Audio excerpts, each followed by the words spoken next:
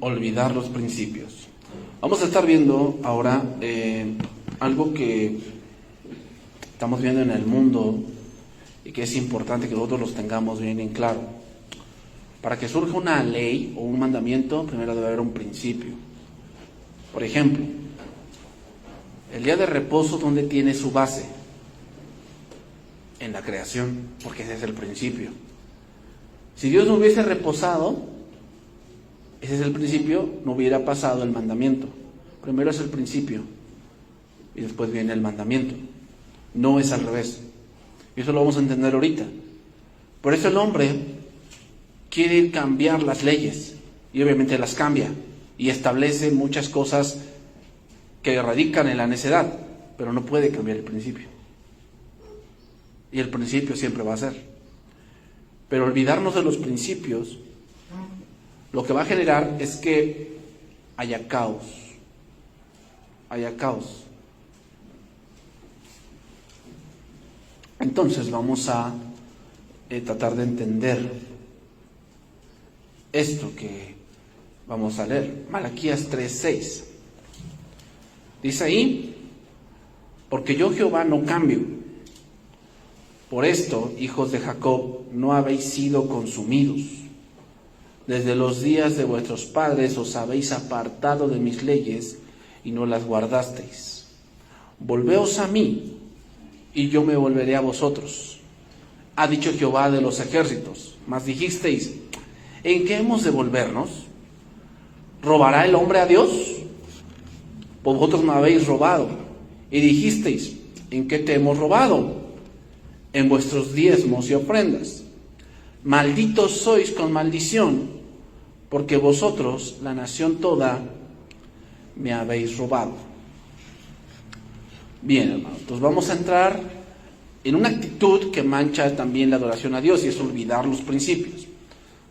Estamos tan cargados de tantas ideologías el día de hoy, o sea, tantas maneras de pensar, conductas, en tu trabajo, en tu escuela, aún en la congregación, que olvidamos los principios y cómo es esto. Y bueno, Jesucristo habló de ello, y muchas cosas no funcionan porque hemos olvidado el principio fundamental. Entonces vamos a entender un poco y todo esto. Vamos a ir al Evangelio según San Mateo, capítulo 19, verso 1.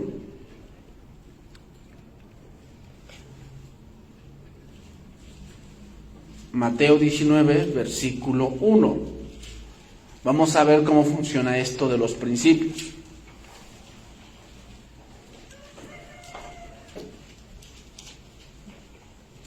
Entonces, ¿qué pasa? Cuando se impone un mandamiento, o cuando se impone una ley, tenemos que ver que no agreda al principio. Muchas veces pasa eso. Yo te lo voy a explicar dentro de la congregación. Pero muchas veces pasa que a veces imponemos o ponemos una ley que agrede el principio fundamental, y eso no puede ser.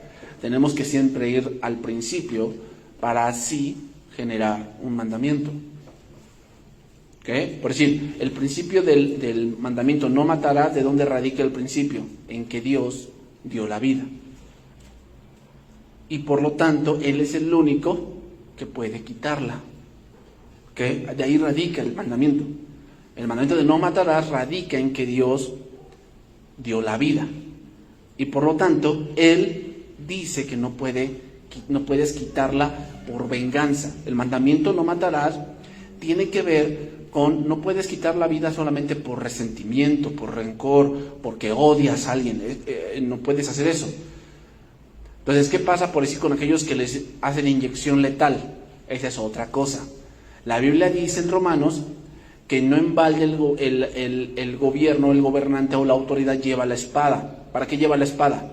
¿Para presumirla? No, la espada se utiliza para dar una disciplina, y a veces el gobierno tiene la autoridad de dar una disciplina de quitar la vida. Pero son cosas muy distintas, ya pasamos un juicio, pasamos un proceso. No es lo mismo que alguien como Caín y Abel. Caín se levantó contra su hermano, ¿por qué? ¿Porque lo juzgó y merecía morir? No, por resentimiento, dice la palabra, porque sus obras eran malas. Entonces, de ahí radica el principio y tendremos que entender eso en muchos de los casos del mandamiento. Fíjense como lo dice acá, Mateo capítulo 19, verso 1. Aconteció que cuando Jesús terminó estas palabras, se alejó de Galilea y fue a las regiones de Judea, al otro lado del Jordán. Y le siguió grandes multitudes y lo sanó allí. Entonces vinieron a él los fariseos, tentándole y diciéndole: ¿es lícito al hombre repudiar a su mujer por cualquier cosa? Él respondió y les dijo: ¿no habéis leído que él los hizo, que el que los hizo al principio, ahí está esa palabra, al principio, o sea, no les voy a responder, o sea, les voy a responder lo que ustedes preguntan, pero eso que dicen, ¿os es lícito? Es como que hay un mandato que me permite, bueno, es el mandato, pero el mandamiento no es el punto fundamental, sino hay que ir ¿a dónde? Al principio. ¿Cuál es el principio? Dice ahí, varón y hembra los hizo. Entonces aquí vamos a entender algunas cosas. Dice, y dijo: por esto el hombre dejará padre y madre y se unirá a su mujer y los dos serán una sola carne. Así que no son ya más dos, sino una sola carne. Por tanto, lo que Dios juntó, no lo separe el hombre. Ok, entonces veamos el principio y el cómo funcionan las cosas. ¿Ok? ¿Cuál es el principio? Bueno, primeramente, es entre varón y hembra. El matrimonio es entre varón y hembra. Ese es el principio. ¿Ok? Matrimonio es entre hombre y mujer. Ese es matrimonio, porque ese es el principio. Y no se puede cambiar. ¿Ok? Que establecen leyes y que el pensamiento y no sé qué tanto rollo. Ok, sí, hacen sus leyes absurdas, pero agreden el principio que no se puede cambiar. ¿Cuál es el principio? Varón y hembra los hizo. Eso se le llama matrimonio. Todo lo demás no es matrimonio. No es matrimonio.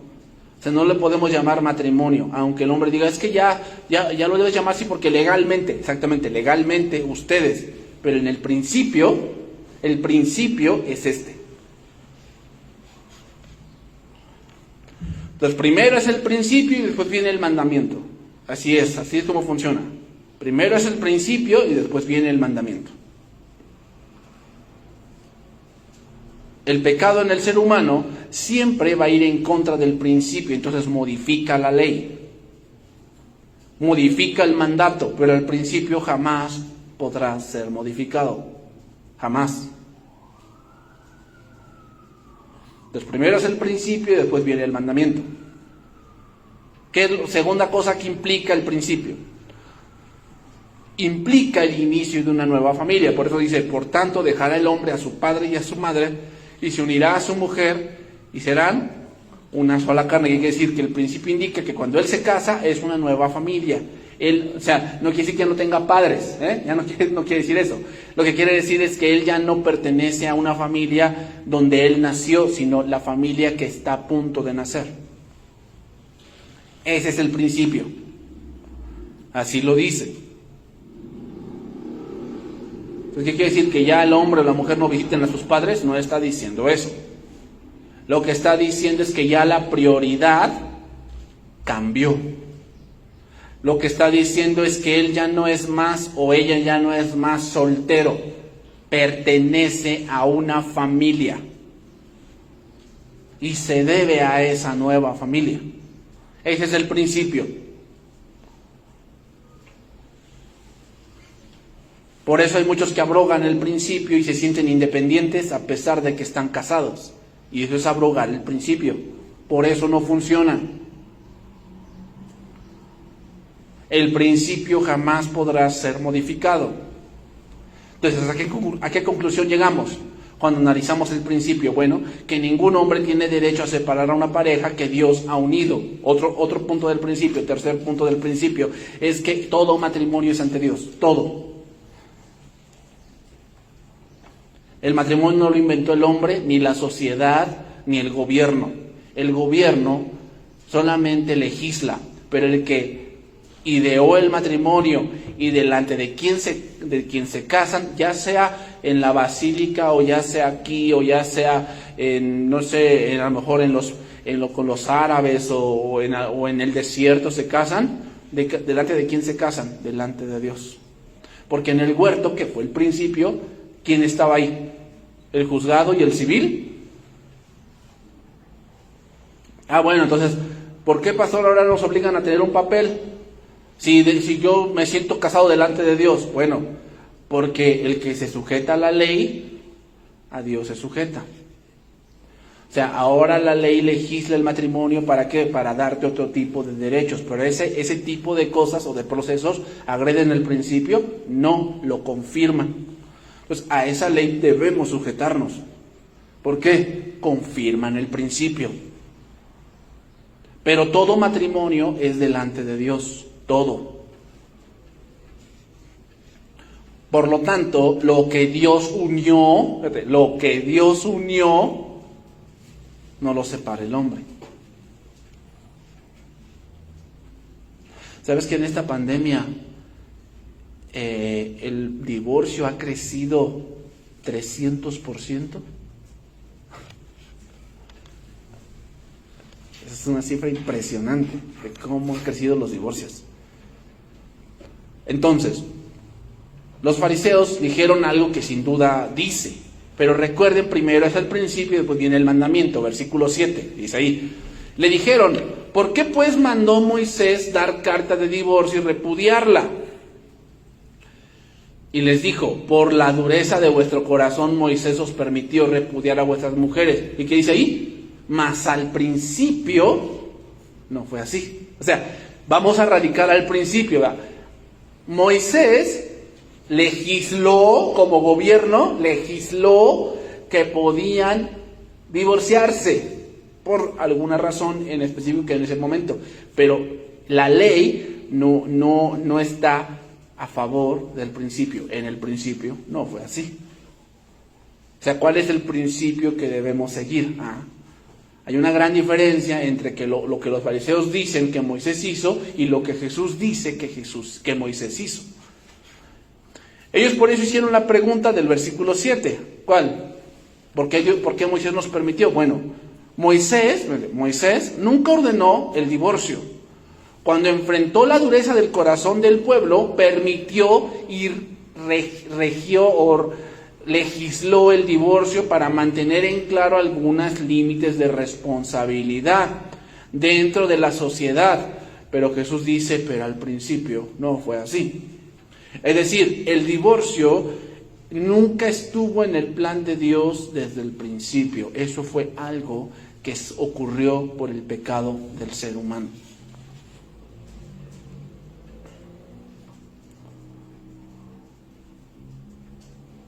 Entonces, teniendo este punto de cuál es el principio, ¿cómo se mancha la adoración? Teniendo una doctrina relativista. ¿Cómo es una doctrina relativista? Que nada es verdad, nada es mentira, todo depende del cristal con que se mira. Esa es una doctrina relativista. Y Dios no es relativista, Dios es absolutista. Él dice, o eres de la luz o eres de las tinieblas. Él dice, o estás conmigo o estás contra mí. Esos es absolutos. No hay medias tintas. Pero hoy es muy relativista las cosas. Dicen, bueno, es que todo depende.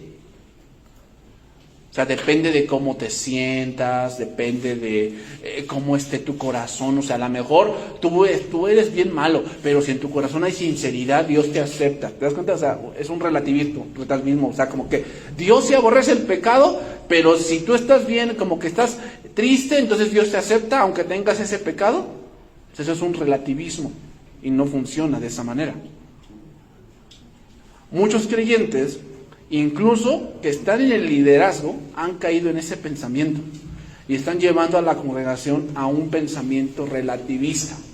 Vamos a poner un ejemplo de esto, ¿verdad? Otro ejemplo. Josué capítulo 6, verso 16. Josué capítulo 6, verso 16. Voy a poner un ejemplo de esta doctrina relativista que se ha metido en la congregación y que quiere imponer a Dios, lo rebajan a su filosofía y vamos a poner así como que ponen en juicio a Dios y siempre sale culpable. Ese es irónico. Pero ponen en juicio a Dios y sale culpable de lo que Él está haciendo, de lo que Dios mandó a hacer. Y esa es una total locura, pero así sucede. Es lo que dice Josué 6:16. Aquí estamos, el contexto es Jericó. Esto es lo que dice: y cuando los sacerdotes tocaron las bocinas la 7ª vez, Josué dijo al pueblo: gritad, porque Jehová os ha entregado la ciudad, y la ciudad será anatema a Jehová, con todas las cosas que en ella hay. Solamente Rahab la ramera vivirá, con todos los que estén en su casa con ella, por cuanto escondió a los mensajeros que enviamos. Pero vosotros guardaos del anatema, ni toquéis ni toméis alguna cosa del anatema, no sea que hagáis anatema al campamento de Israel y lo turbéis. Con todo la plata y el oro y los utensilios de bronce y de hierro sean consagrados a Jehová, entren en el tesoro de Jehová. Entonces el pueblo gritó y los sacerdotes tocaron las bocinas, y aconteció que cuando el pueblo hubo oído el sonido de la bocina, gritó con gran vocerío y el muro se derrumbó. Y el pueblo subió luego a la ciudad, cada uno derecho hacia adelante, y lo tomaron y destruyeron a filo de espada todo lo que en la ciudad había. Hombres y mujeres, jóvenes y viejos, hasta los bueyes, las ovejas y los asnos. Lo mataron todo, todo. A ver, vamos a analizar. En el punto humanista, vamos a ponernos en un punto humanista. ¿Saben qué es un punto humanista? Donde el centro es el hombre, y donde el hombre es bueno y él es malo por una razón, ¿verdad? Y pues, todos tienen justificación. Bueno, a ver. ¿Quién tú crees que sea el hombre que más ha matado gente?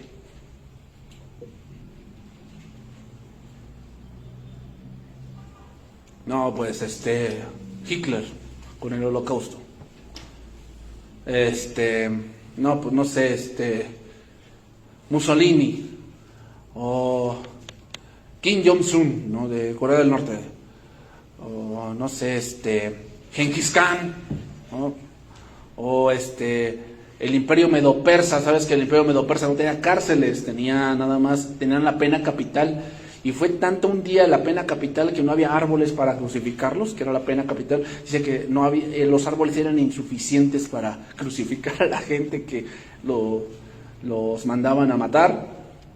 Bueno, pero muchos dicen, no, pero te voy a decir quién es el que más gente ha matado. Dios. Porque está el diluvio. En el diluvio, pues ¿cuánta gente no mató? Y vamos contando aquí los de Jericó. ¿Qué me dices de Sodoma y Gomorra? ¿A cuánta gente no mató ahí? ¿Y qué me dices de los de Amalek? Y todas las guerras que el Señor permitió con David. O sea, viendo en un punto humanista, Dios es bien cruel. Entonces empiezan a decir que cómo es posible que Dios diga no matarás y Él mata. ¿Te das cuenta del razonamiento que están? Eso es un pensamiento relativista, olvidando el principio y solamente yéndose por el mandamiento sin entender la esencia del mandamiento. Ese es un problema que está surgiendo mucho y al que nos estamos enfrentando hoy, hermanos. ¿Qué responderías a un cuestionamiento así? Bueno, vamos a analizar este tipo de versos, que hay muchos en el Antiguo Testamento, donde vemos que Dios manda exterminar. Como te dije, tenemos el diluvio, Sodoma y Gomorra, y si no tenemos el principio, entonces tenemos un pensamiento relativista, y tan humanista, pensando que el hombre merece lo mejor, ¿verdad? ¿Has escuchado frases como, si te pasa algo es que te lo merecías? Si te pasa lo mejor es que te lo merecías, amiga. No, lo que te mereces es el infierno, y aún no estás allí. Pero bueno, cuando el principio revela lo contrario, ¿cuál es el principio? Vamos a ir al Génesis, ahí anótalo, yo te lo voy a leer rápidamente. Génesis 2:16 dice: y mandó Jehová Dios al hombre diciendo, de todo árbol del huerto podrás comer, mas del árbol de la ciencia del bien y del mal no comerás, porque el día que de él comieres, ciertamente morirás. ¿Cuál es el principio aquí? Bueno, lo leo más adelante, Romanos 6:23, ahí lo dice al principio. Porque la paga del pecado Ese es el principio. El día que tú desobedezcas, que es pecado, ese día morirás. Ese es el principio. La paga del pecado es muerte, más la dádiva de Dios es vida eterna. Ese es el principio. La paga del pecado es muerte y eso no va a cambiar. ¿Ok? Aunque digan, es que este pecado ya es lícito, la paga del pecado es muerte. Ese es el principio. Entonces ya tenemos el principio. Ahora vamos nuevamente a analizar más a fondo. ¿Cómo era Jericó? Pues era una ciudad totalmente perdida. La historia dice que Jericó era la muestra de lo que las demás ciudades cananeas debían ser. Por eso cuando escucharon que Jericó fue destruida, todos temieron. Porque haz de cuenta, aquí quién es como que la muestra del mundo de cómo debe ser. Estados Unidos. Cuando Estados Unidos pone una ley, por decir, aceptando tal pecado, todo el mundo empieza a legislar para que lo acepten. O sea, Estados Unidos fue el primero en aprobar el matrimonio homosexual. Entonces todo el mundo de pronto empieza a legislar que se acepte, porque aquí, Jericó, ya lo aceptaron. Así era Jericó. Jericó legislaba cosas contra Dios y todas las demás ciudades cananeas se acoplaban a lo que Jericó decía o a la conducta que Jericó iba llevando. Entonces, ¿qué merecía Jericó? Morir, porque la paga del pecado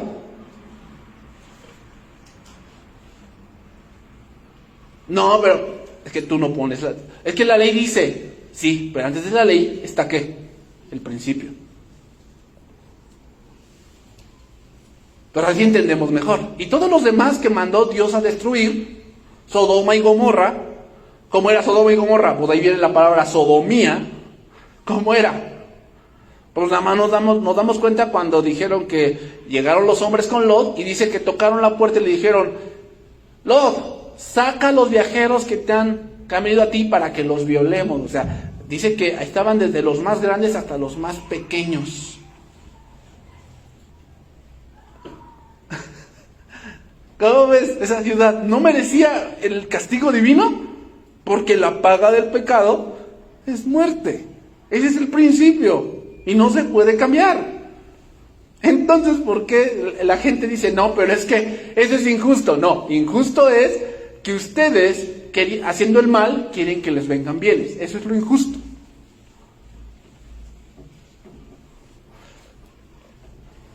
No, pero es que fulano mandamiento. Sí, pero el mandamiento viene del principio, no al revés. Entonces, así podemos ir por la Escritura, hermanos, que Dios ya estableció principios. Y manchar la adoración es olvidarnos de esos principios y decir que yo quiero que sea así. Y me tiene que ir bien. Y yo pienso que Dios debe estar contento porque yo tengo una ley. Hay gente que es ley para sí misma. Por decir, vamos a ponerlo así. Yo en esta semana leí una muestra de un libro que es sobre los capos italianos. Sabes que la mafia italiana. Entonces, este hombre que narra dice, ¿saben qué? Yo salí de la cárcel y me di cuenta que el gobierno es peor que los capos italianos. Dice, ¿por qué? Porque nosotros en los capos italianos tenemos una regla. Porque si tú le debes a un capo italiano, el capo italiano va por ti. Tu familia queda fuera. O sea, tu familia no la mata, te mata a ti, porque tú eres el que debes. Pero el gobierno no hace eso. Si tú le debes al gobierno, le debes a un banco, ¿qué hace el banco? A ti te mete a la cárcel y a tu familia la dejas en casa. ¿Te das cuenta que es peor? Entonces, como que tú pones así en un punto humanista y tú piensas que los capos italianos son más buenos, pero en realidad son lo mismo. Pero te das cuenta, el capo italiano tiene como una ley. Una ley es que solamente matamos al que nos debe. Su familia, pues, tiene una ley, pero ¿qué principio agreden? No matarás. Tienen leyes, y así también pasa en muchas congregaciones. Tienen sus leyes, pero no se dan cuenta que agreden un principio. Eso es lo importante que debemos notar. Si agredemos un principio, la ley no es buena.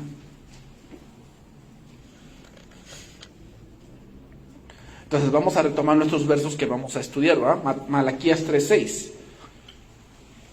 Malaquías 3:6.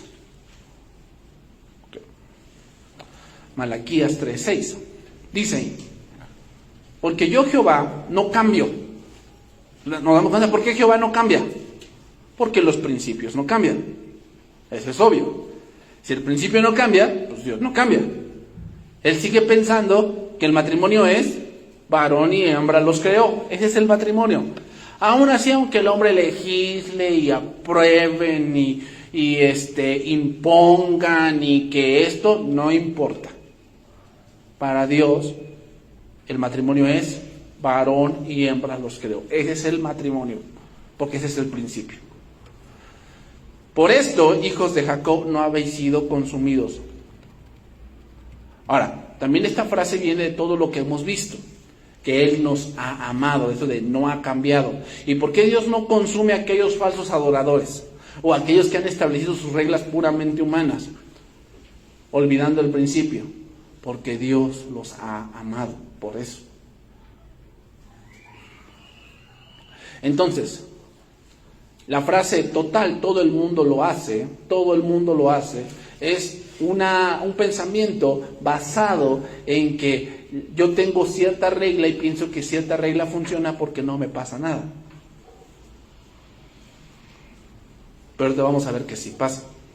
Y el pueblo de Israel pensaba lo mismo, diciendo, bueno, como que ahí me la llevo, ¿no? Ahí me la llevo y como que no pasa nada, y pues ahí la llevo, cambiando de esposa, ¿verdad? Porque lo vimos eso en pasadas enseñanzas, ¿no? Que ellos aborrecían a la mujer de su juventud y que, bueno, dándole a Dios lo que les sobraba y diciendo que pues en qué hemos deshonrado su nombre y en qué dice que no le tememos a Dios. Y pues, si total, Dios se tiene que aguantar, ¿no? Mientras yo disfrute, pues está bien, porque bueno, Él me tiene que entender y pues Él sabe que yo soy humano y tengo necesidades, ¿verdad? Bueno, ¿has de cuenta un pensamiento relativista? O sea, que el pensamiento del hombre siempre quiere una ley que le convenga. O sea, yo me pregunto, a ver, de por sí, hombres hacían su pecado en oculto, ¿no? Lo hacían su pecado en oculto. Pregunta, ¿por qué quieren ahora que se les dé licitud? Por decir, siempre ha habido gente con preferencia sexual diferente, siempre ha habido. Pero ¿por qué quieren que les den derechos? Porque piensan que dándoles el gobierno derechos, ellos están libres de culpa. ¿Te das cuenta? Se refugian en la ley, pero agreden el principio. Por eso quieren derechos. Vea, hasta los pederastas ya están buscando derechos, ¿eh? O sea, los que abusan de niños están diciendo, es que esa es mi preferencia. Así como otros tienen preferencia por hombres, por animales, por los muertos, por otras mujeres, yo tengo preferencia por los niños y yo quiero derechos. Y yo te voy a decir algo, va a pasar.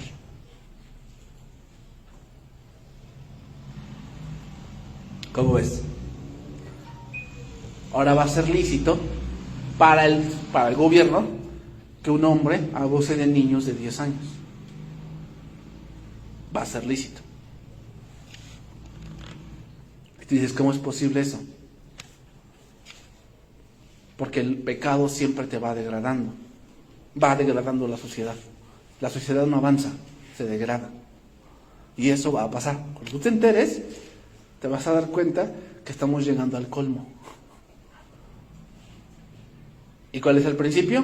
La paga del pecado. Entonces te pones a pensar, ¿merecemos esta pandemia? Sí. Sí. ¿Y Dios es malo? No. El malo es el hombre, que agrede el principio de Dios. Entonces, ¿por qué por esta pandemia no todo el mundo se muere? Porque ahí Dios demuestra su amor. No quiere que todos se pierdan, sino que todos procedan al arrepentimiento. Pero de que tienen que pagar o de que tienen que cumplirse el principio, se tiene que cumplir. Entonces seguimos ahí, versículo 7. Dice, desde los días de vuestros padres os habéis apartado de mis leyes. y no las guardasteis. Volveos a mí, y yo me volveré a vosotros, ha dicho Jehová de los ejércitos. Mas dijisteis, ¿en qué hemos de volvernos? Lo voy a leer este versículo en lenguaje actual. Dice, oídme israelitas, si ustedes no han sido destruidos es porque yo soy el Dios Todopoderoso y mi amor no cambia. En cambio ustedes, desde los días de sus antepasados siempre han desobedecido mis mandamientos. Pero si ustedes se arrepienten y vuelven a mí, yo también me volveré a ustedes. Yo soy el Dios Todopoderoso y les aseguro que así lo haré. Ustedes me preguntan, ¿y de qué tenemos que arrepentirnos? Me voy a leer un fragmento de alguien que ironiza del mundo el día de hoy. Fíjate. Fíjate cómo dice. En el mundo, tal cual es un mundo al revés. Los países que custodian la paz universal son los países que más armas fabrican. Es un mundo al revés, ¿verdad? Los países que más custodian la paz universal son los que más armas fabrican y los que más armas venden. ¿Sabes que un poco del producto, o más o menos el 20% del Producto Interno Bruto de Estados Unidos es por la venta de armas? O sea, ponte a pensar, los talibanes o todas esas personas de esa religión, ¿de dónde crees que sacan el armamento? Si ellos no tienen acceso a ese tipo de cosas, ¿quién crees que les vende todo eso?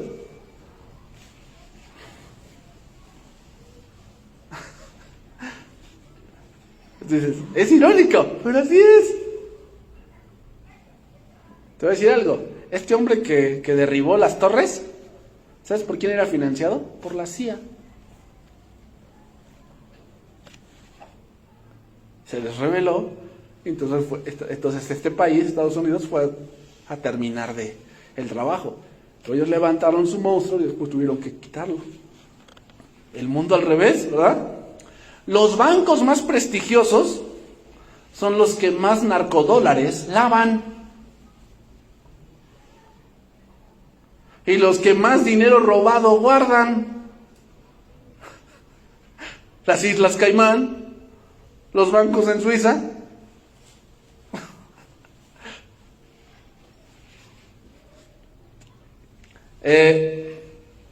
Las industrias más exitosas son las que más envenenan el planeta.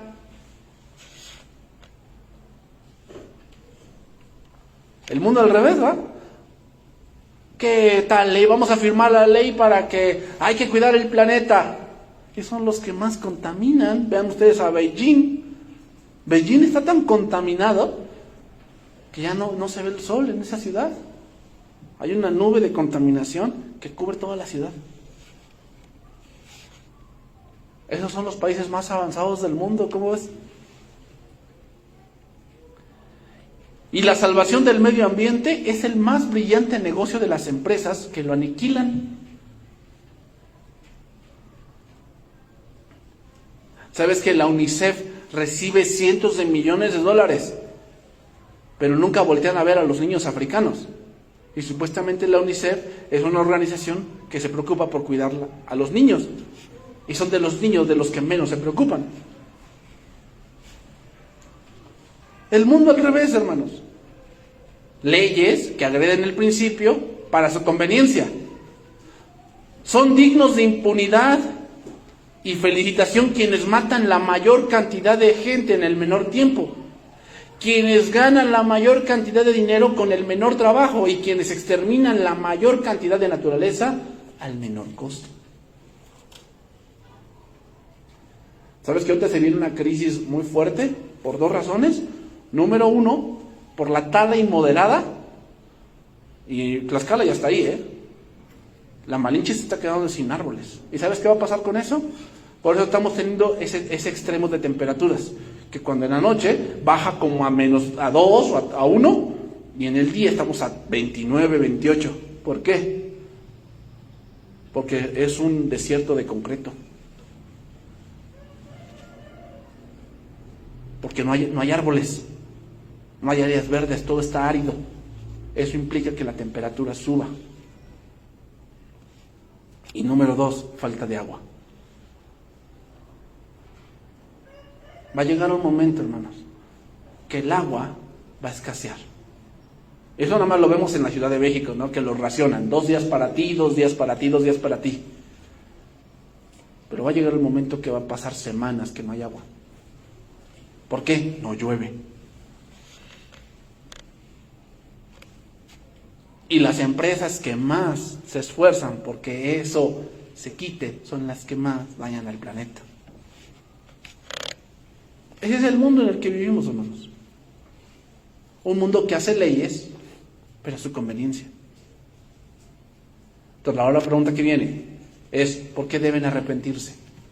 Pues porque ellos han impuesto sus propias reglas, sus propias leyes, y ellos llevan a su vida cristiana, y lo peor es que así llevan su ministerio. ¿Cómo? A su manera.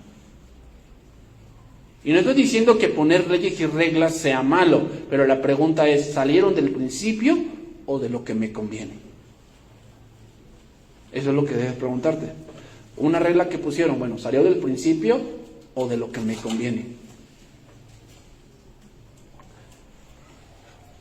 Y eso incluye el dinero. Ahora, quiero aclarar aquí algo. Dios no está hablando en sí mismo del dinero, porque vamos a ver que después dice, ustedes me han robado, ok. Aunque se menciona el diezmo, lo cual implica dinero, o muchas veces grano y cosecha, ¿qué es lo que en verdad les reclama al Señor? Pues que lleves tu vida a su manera, a tu manera. Ese es el problema. Tú dices, no, pero sí vengo a la iglesia y canto y enseño. Sí, pero tu corazón no está aquí. Ese es el problema. Tu corazón no está aquí. Y eso está manchando la adoración. Y una de las cosas donde se ve que no estás con Cristo es en tu avaricia. Es en tu avaricia.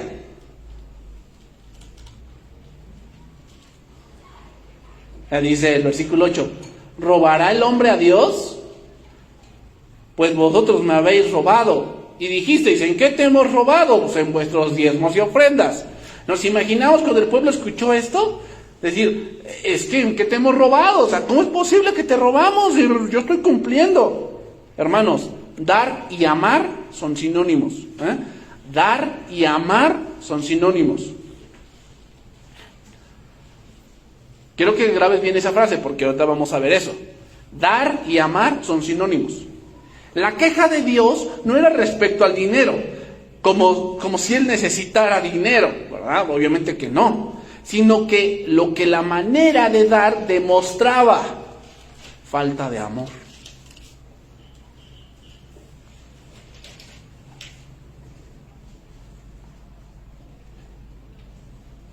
Entonces Dios no les reclama la cantidad, sino el cómo. Si ustedes me han robado, ¿por qué? Si estamos cumpliendo, Señor, yo aquí te traigo el costal que me corresponde de maíz, de trigo, de rábano que coseché. Aquí está. O sea, ¿en qué te he robado? O sea, en que tú no me amas a mí como yo te he amado. En eso me estás robando. Entonces la pregunta es, ¿cuándo le robo a Dios? Bueno, le robamos a Dios cuando Dios nos concede la vida y la vivimos no vivimos para agradecerle. Ahí le estamos robando a Dios. Vivimos la vida para agredir a Dios. Ahí le estamos robando a Dios.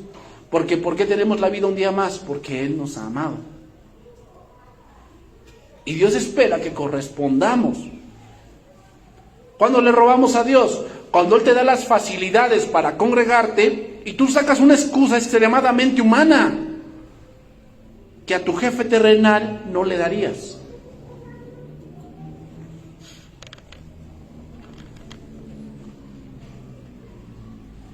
Y tú ahí le estás robando a Dios. Le robamos a Dios cuando Él te ha dado enseñanza gratuita y tú la menosprecias. Y tú le estás robando a Dios despreciando el pan que Él te está dando espiritualmente. Porque no se te está cobrando.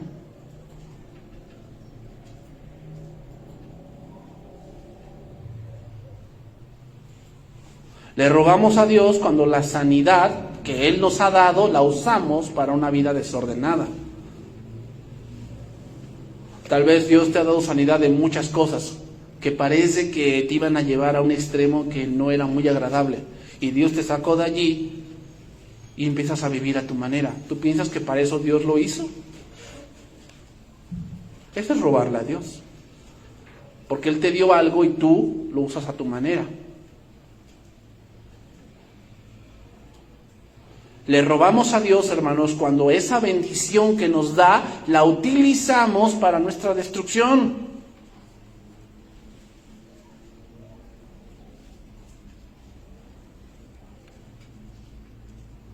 Sea cual sea la bendición que Dios te haya dado, cuando tú lo utilizas para cosas que te alejan de Dios, tú le estás robando a Dios, porque Él te dio algo para el beneficio y para que tú le ames más, y pasa lo contrario.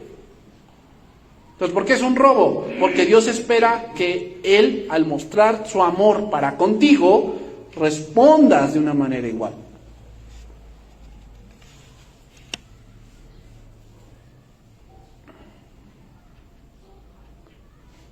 Pero el hombre lo que ha hecho es recibir de Dios, portarse egoístamente, no retorna nada, pero exige que Dios le dé más.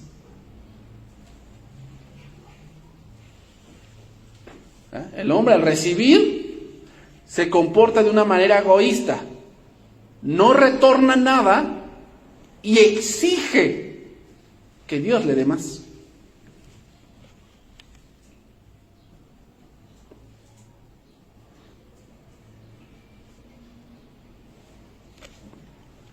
Pues en muchas personas, otra bendición por sí son los hijos. Y fíjate nada más, vamos a verlo así de esta manera. Dios te da un hijo y está poniendo una confianza en ti de que tú lo vas a encaminar. ¿En qué? ¿En que sea un gran científico? No, la primera cosa es que conozca a Dios. Eso es lo primero que Dios espera de ti. Que tú al tener un hijo, Dios te da la confianza, o sea, imagínate, Dios te confía un alma para que tú le enseñes, para que tú lo encamines. Y ese amor que Dios te mostró al prestarte un hijo, muchos lo desprecian y les da igual que su hijo se vaya al infierno.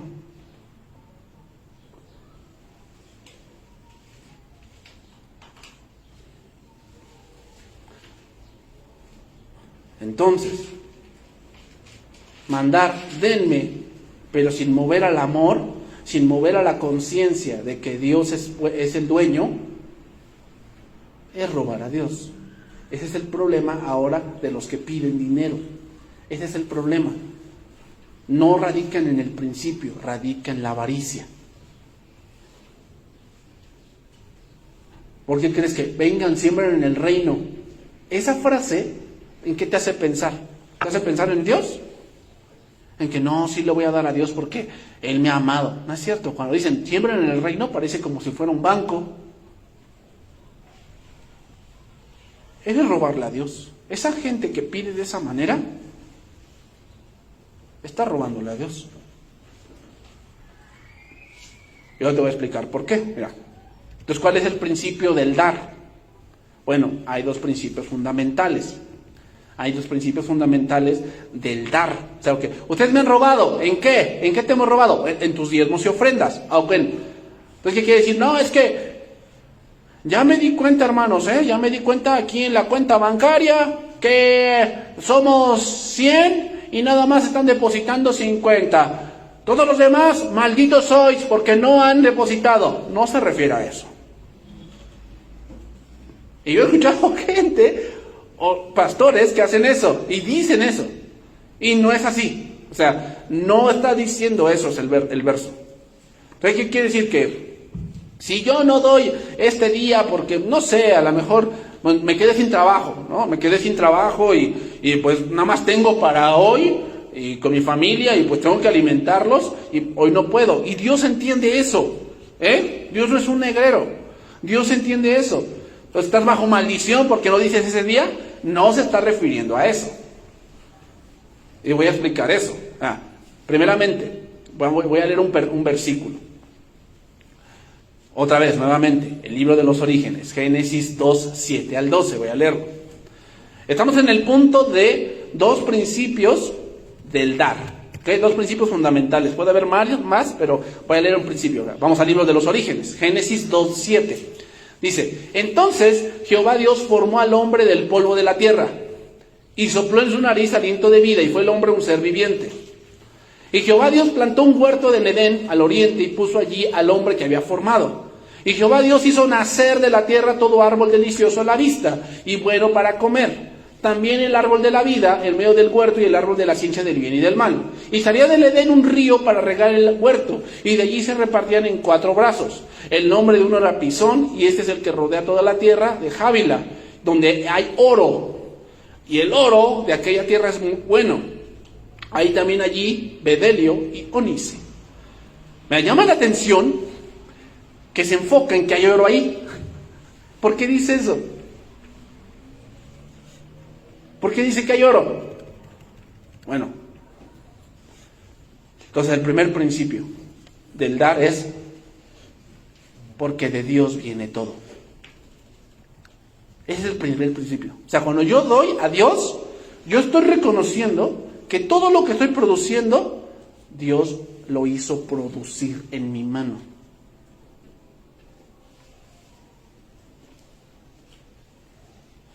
Entonces, otra vez la pregunta: ¿por qué dice esos metales si en ese momento aún el comercio no existía?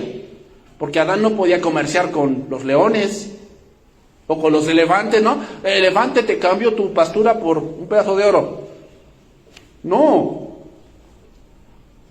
Lo menciona porque aún el metal y ese papel moneda que tienes en el bolsillo es Dios quien lo hace nacer. ¿Quién lo hace que llegue a tus manos? Eres tú.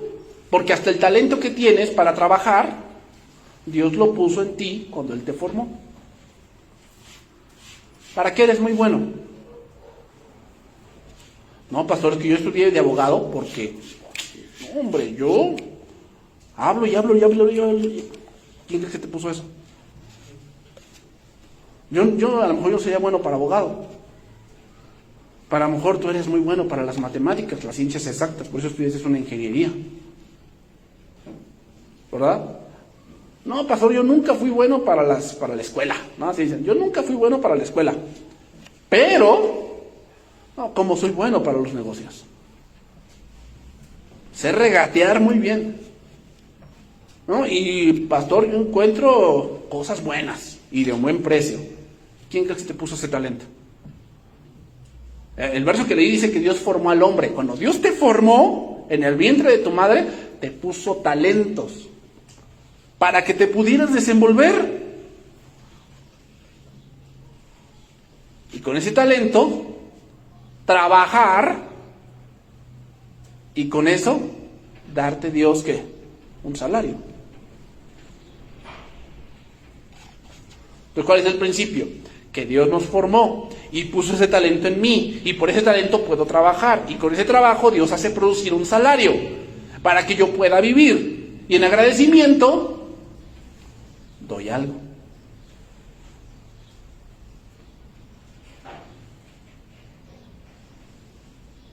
Pues ¿quién hace producir todo? Porque dice, no, cuando tú ahorras y compras una casa, no digas gracias a Dios, es gracias a ti porque tú te esforzaste.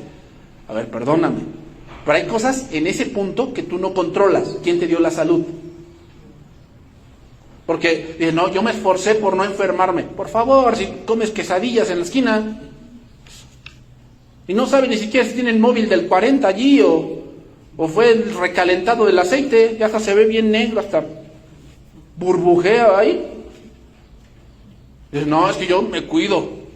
No sabes, o sea, te dices, es que yo como todo de invernadero. Con la falta de aguas no sabes si lo regaron con aguas negras. ¿O estuviste allí para verlo?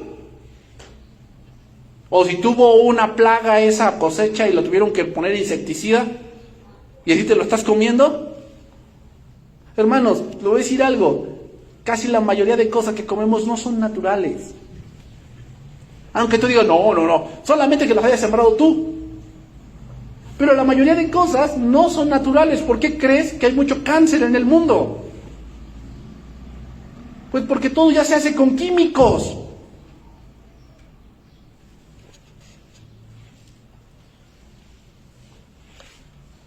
sea, ¿por qué crees que ahora las jovencitas ya tienen 15 años y parecen de 18? Por todas las hormonas que hay en la carne y en el pollo. O sea, no, yo soy 100% natural. Bueno, cree eso. Pero el punto al que voy es, si Dios produce todas esas cosas, ¿piensas que es por ti? No. Hay muchas cosas que no están bajo tu control. Y que Dios las hizo para que tú obtuvieras algo. El hombre se ha olvidado de ese principio y piensa que es él. Entonces por eso se ha vuelto ¿qué? Avaro. Avaro. Se ha vuelto un hombre que piensa que todos le roban, pero él es el más ladrón, porque él le roba a Dios. ¿Qué le roba? No el dinero, la gloria, la adoración se la roba a Dios. ¿Sabes quién intentó hacer eso? Satanás. Satanás intentó robarle la gloria a Dios, la adoración, ¿o no? Y cayó. Por eso, o los hombres hoy caen, porque le roban a Dios. Pero cuando no estamos hablando de dinero, el dinero solamente es una muestra. Hay más cosas en las que el hombre roba a Dios. Y entonces me preguntan, ¿y en qué le hemos robado? ¿Cómo que en qué le he robado? Pues en que Dios te dio una vida para que la vivas para Él y la vives para ti.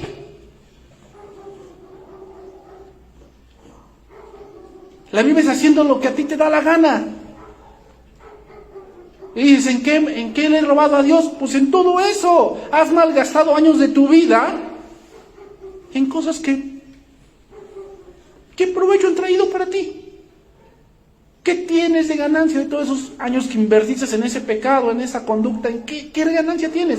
Todo eso se lo robaste a Dios.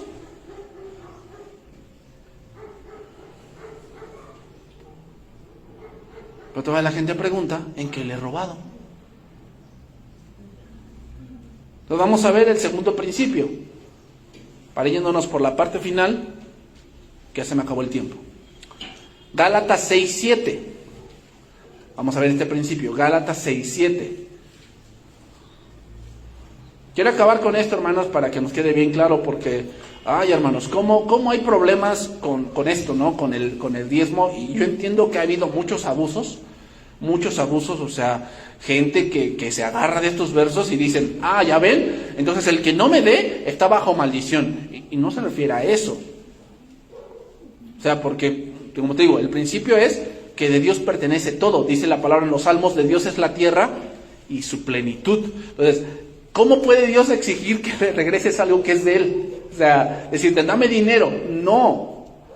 Sino lo que Dios quiere de su pueblo es que tenga principios. Gálatas 6:7, aquí encontramos otro principio. No os engañéis, Dios no puede ser burlado, pues todo lo que el hombre sembrare, eso también segará. Porque el que siembra para la carne, de la carne segará corrupción, mas el que siembra para el espíritu, del espíritu segará vida eterna. No nos cansemos pues de hacer el bien, porque a su tiempo segaremos si no desmayamos. Bueno, es interesante, si tú ves en tu Biblia, el contexto de este verso son las obras de la carne y del espíritu, y ambas chocan, ambas van en caminos distintos. Entonces, cada obra que estamos haciendo, estamos sembrando algo, y tarde o temprano, ¿qué?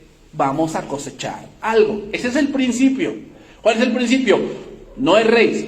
Todo lo que el hombre sembrare, eso también, ese es el principio. ¿Ok? Entonces, ¿por qué Dios nos pide ofrendar? Porque recuerda que amar y dar son sinónimos. Entonces, ¿cuál es el primer fruto del Espíritu? Amor. Amor. Entonces, yo al dar, ¿qué siembro? Amor. ¿Para cosechar qué? Lo demás. Gozo, paz, benignidad, bondad. Retorno a la pregunta. ¿Por qué Dios nos pide ofrendar? Bueno, porque esa siembra traerá una cosecha. Sí, pastor, sí, una cosecha. Si yo doy 100, ¿Dios me tiene que devolver 1000? Pues no. Para eso, mejor invierte en la bolsa o mejor invierte en acciones. Sí, y compras una acción a 10,000 y esperemos en 2 años sube a 50,000. Es un buen negocio. Pero en el caso de aquí de la iglesia no funciona así. Estamos hablando de cosas espirituales. Cuando tú ofrendas, siembras amor para cosechar más fruto del Espíritu. El mismo verso lo dice, ¿no? 6:8, lenguaje actual. Si seguimos nuestros malos deseos, moriremos para siempre. Pero si ofrecemos al Espíritu, tendremos vida eterna. ¿Qué pasa con aquel que siembra traición? ¿Qué va a cosechar? Pues desilusión y traición también. Ay, ¿por qué me pasa esto a mí? Habría que analizar el principio. Los que viven solo para satisfacer los deseos de su propia naturaleza, cosecharán de esa naturaleza destrucción y muerte. Entonces, ¿qué pasa cuando no ofrendamos? O más bien dicho, no damos a Dios. Pues sembramos para la carne. Y el que siembra para la carne, o sea, ¿qué sería la carne? ¿Por qué no doy? Por avaricia. Eso es un fruto de la carne. Y de esa siembra, ¿qué esperas cosechar? Ahí está el principio. No esperes cosechar algo que no has sembrado. Ese es el principio. No esperes cosechar algo que no has sembrado. ¿Nos damos cuenta? Pero impongo mi ley. Y digo, vengan a sembrar al reino. Siembren mucho y recibirán mucho. Y siembren poco y recibirán poco. La pregunta es, ¿dónde dice eso? Es que en Corintios dice que el que siembra abundantemente, y luego dice el que siembra generosamente, sí lo dice. Pero allí, nuevamente, ¿de qué está hablando? El contexto de ese pasaje es una ofrenda para los santos en Jerusalén. ¿Qué espera Pablo de los corintios? Que se quiten la avaricia que los está caracterizando en ese momento y dejen fluir el Espíritu. No está hablando de cantidades, está hablando de fruto del Espíritu. Si tú de verdad tienes amor, vas a dar. No estamos hablando de cantidad, estamos hablando de la intención. No vas con el pensamiento de que, ahí te va, señor, ahí va mi inversión. O sea, no. Ahora digo, para eso mejor vete a un banco. Vete a CETES. Ahí invierte tu dinero y te va a dar un rendimiento. Aquí no funciona así. Entonces, ¿te imaginas? Cuando tú quieres hacer una inversión y quieres tener dinero rápido, tienes que tomar un riesgo extremo. Por decir, la bolsa de valores es un riesgo extremo. Por decir, tú puedes comprar una acción en 10,000 y ocurre, un ejemplo, tú tomaste una acción vamos a decirlo, de Facebook, ¿no? Te costó 10,000 la acción y tú esperas que suba a 30,000. Y de repente mañana ocurre una noticia de que el dueño de Facebook mató a una persona. ¿Sabes qué va a pasar con la acción? Se derrumba. Y los 10,000 que invertiste en un día se convierten en 1,000 pesos. ¿Cuánto perdiste? 9,000 pesos. Y mientras siga ese juicio, la acción va a seguir bajando, puede bajar hasta 1 peso. Y tú perdiste todo. Esa es una inversión de alto riesgo. Imagínate con Dios. Dios es el dueño de todo. Y dices, no, pues invierto con Dios porque en Dios no hay riesgo. No, lo escucha muy bonito. Pero, ¿cómo está tu corazón? Hay muchos que dicen, yo invierto acá porque quiero tener más. Y eso es la carne. No podemos dar así a Dios. O sea, no des a Dios diciéndole, Señor, aquí te va mi inversión para que me des más. No, eso es la carne. Tú tienes que dar porque sabes que Dios te ha amado.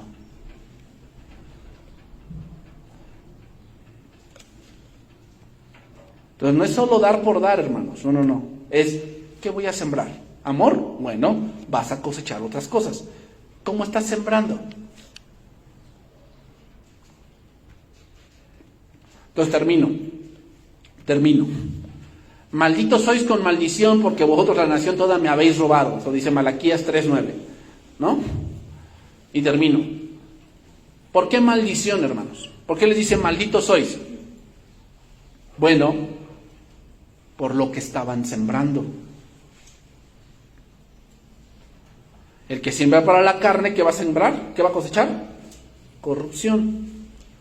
Agreder el principio, hermanos, trae maldición, porque tú esperas algo, pero eso no vendrá, porque agreden el principio. Por eso todas las naciones que establecen leyes que agreden el principio están bajo maldición. Estados Unidos, que fue uno de los países que más misioneros enviaba. Estados Unidos fue uno de los países que más misioneros enviaba. Hoy es el país con una mayor maldición tan grande. Tú sabes que ahora, por si este nuevo presidente que entró, ha firmado una ley que ahora en Estados Unidos si tú eres un hombre y vas a un centro comercial y vas a un hombre y te sientes mujer, puedes entrar al de las mujeres, ¿ya es lícito?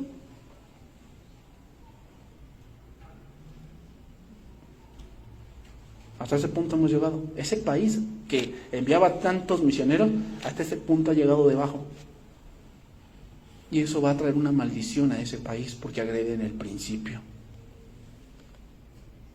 Manchar la adoración a Dios, hermanos, va a traer muchas consecuencias para las congregaciones que han agredido el principio de Dios. Están bajo maldición, porque el agredir el principio hace ver que lo estamos robando a Dios. Y como te lo dije, el que quiso robarle a Dios fue Satanás, que nos hace pensar que nosotros lo podremos lograr si Él no lo logró. Por eso dice Dios, arrepiéntanse, vuélvanse a mí, y yo me volveré a vosotros. Entonces tal vez hemos querido quedarnos, o sea, Dios no está en contra de que tengas y eso, pero recuerda de dónde viene eso. Y el decir es que yo lo logré, le estás robando a Dios, porque Dios merece la gloria de lo que tienes. Cuando nosotros decimos yo lo logré y vean todo lo que yo he logrado, te va a decir Dios como en el pasaje de Lucas. ¿Qué haré? Ya sé lo que haré. Derribaré mis graneros y los haré más grandes. Y diré a mi alma, muchos bienes tienen para muchos días. Come, bebe, regocíjate. Y Dios le dirá, necio, esta noche vienen a pedirte tu alma. Y lo que has logrado, ¿de quién será? ¿Te das cuenta? Una persona que se regocija tanto de que tiene, es un necio. ¿Por qué? Porque le quiere robar la gloria a Dios, lo cual nunca logrará, porque Dios no comparte su gloria con nadie. Entonces, en eso significa que le han robado a Dios. No significa que, es que no di lo que me corresponde, porque hay iglesias que son así, hay congregaciones que son así, que yo pregunto cuánto ganas. Y cuando yo veo en el sobre que no es el 10% de lo que ganas, yo te llamo por teléfono y te digo, hermano, le estás robando a Dios. No se trata de eso. No. Se trata de que tú con Dios digas, ¿qué estoy sembrando? ¿Estoy sembrando en amor? Lo doy con gusto, sabiendo que Dios me ha dado, que de Él proviene mi trabajo, que de Él proviene las fuerzas con que trabajo, el talento, la sabiduría que Él me da para trabajar, ¿verdad? Por eso yo le doy a Dios, porque lo que siembro cosecho. No es la cantidad, es cómo. Y cuando no hacemos con amor, hermanos, le estamos robando a Dios. Le estamos robando a Dios. Vamos a orar, hermanos.